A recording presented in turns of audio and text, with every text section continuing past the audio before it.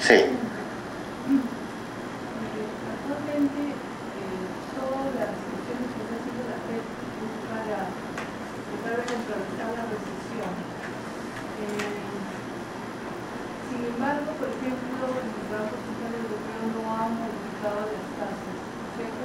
Es correcto. O sea, en Europa se están enfocando más al control de la inflación. Sí, esa es una diferencia cualitativa importante, ¿eh? ¿Por qué le digo cualitativa? Porque no necesariamente es cuantitativa. Porque a pesar de que el Central Europeo no ha bajado las tasas, sí ha acompañado a la Reserva Federal en la inyección de liquidez masiva. Pero no solo hoy día, viene desde septiembre del año pasado. Agresivamente el Banco Central Europeo también ha estado proveyendo liquidez. Sin embargo, el Banco Central de Europa tiene un solo objetivo, que es el control de la inflación. El Banco Central de Perú también tiene un solo objetivo, control de la inflación. Cuando uno lee los objetivos del Banco Central de Perú, en ninguna parte dice defender el tipo de cambio o apoyar el crecimiento de la economía. No obstante, la Reserva Federal en Estados Unidos tiene doble objetivo: control de inflación y apoyar el crecimiento. Y ese doble objetivo le genera otro tipo de reacción frente a las variables. Hoy en día hay un contexto inflacionario. Dado esa circunstancia, no debería bajar las tasas de interés. Entonces el Banco Central Europeo no tiene el objetivo de crecimiento, por eso no las está bajando. Quiere controlar la inflación en Europa, que también está aumentando. Más adelante vamos a ver un gráfico de la inflación en las regiones, y es un fenómeno global.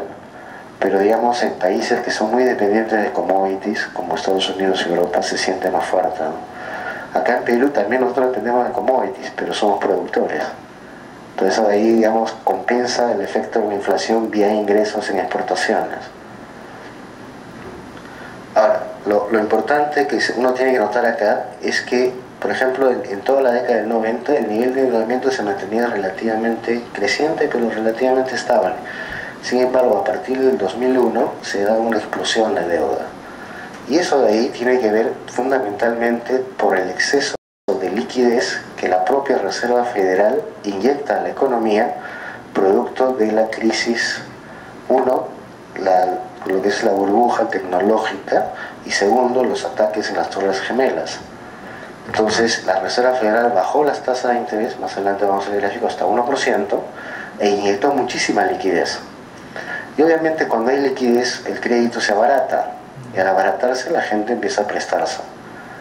Y eso es lo que sucedió. Entonces gran parte del impulso de la economía americana viene por endeudamiento. Ahora, los americanos, como están muy enamorados del consumo, no tienen ningún problema en endeudarse, especialmente en contextos cuando la tasa es muy baja. Pero el nivel de endeudamiento de esta época, o sea, entre el 2001 y el 2006, no tiene precedentes.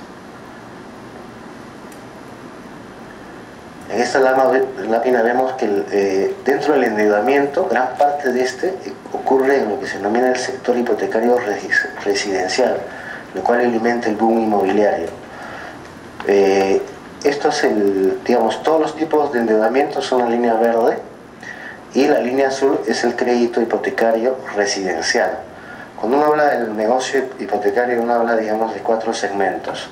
El segmento residencial, que es casas, ¿no?, departamentos; el segmento de oficinas, ¿no?, el segmento industrial y el segmento comercial, que son, digamos, actividades completamente diferentes. El boom acá no se da en estos otros segmentos, que sí tienen también un crecimiento importante, pero el boom fundamentalmente viene de las personas que quieren comprarse casas.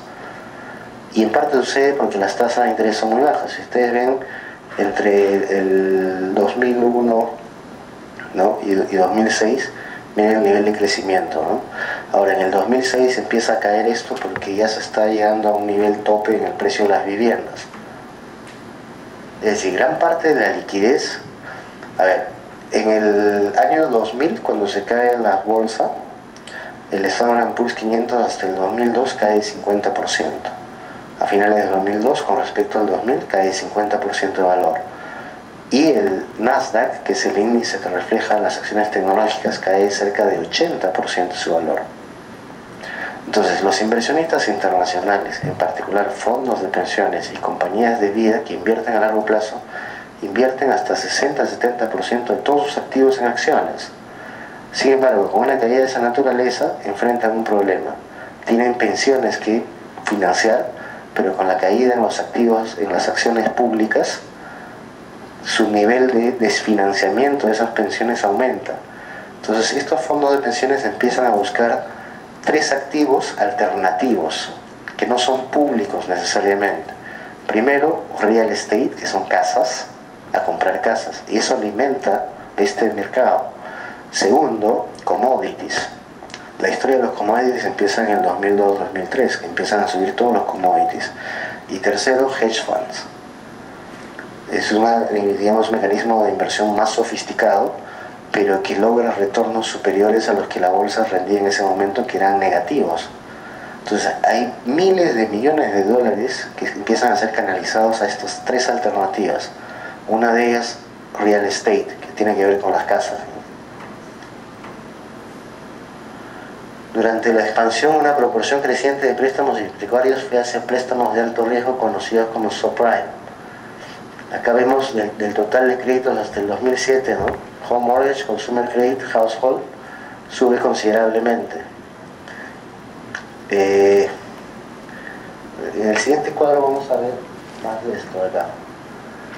Los estándares de aprobación de créditos hipotecarios fueron relajados, lo cual llevó a un incremento en la cartera morosa.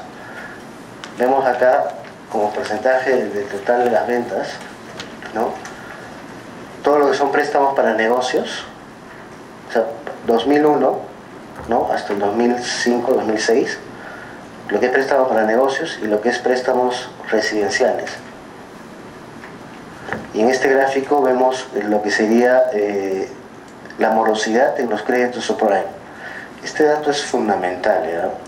Y es lo que explica un poco, digamos, lo que todavía falta en el mercado. Es decir, hasta hoy en día hemos recorrido, digamos, de la distancia de la crisis en el sector hipotecario, que equivale aproximadamente a un 20% de la distancia total que hay que recorrer. O sea, hay un 80% que todavía no se ha recorrido. Y en gran parte depende de este fenómeno. Normalmente el crédito subprime, ¿qué significa subprime? Hay dos tipos de créditos genéricos en Estados Unidos para vivienda. El prime, que es, digamos, el crédito que se otorga a personas que tienen capacidad de pago, que tienen ingresos y que se consideraría un crédito normal. Y el subprime, que es un crédito de alto riesgo para personas que no necesariamente tienen trabajo y no necesariamente tienen fuentes de ingreso. De hecho, en la jerga popular, estos créditos se llaman NINJA, que en inglés significa no income, no job. O sea, no tienen ingreso ni trabajo. Para que vean ustedes el nivel, ¿no? Históricamente estos créditos subprime siempre han existido, pero en una cantidad relativamente pequeña.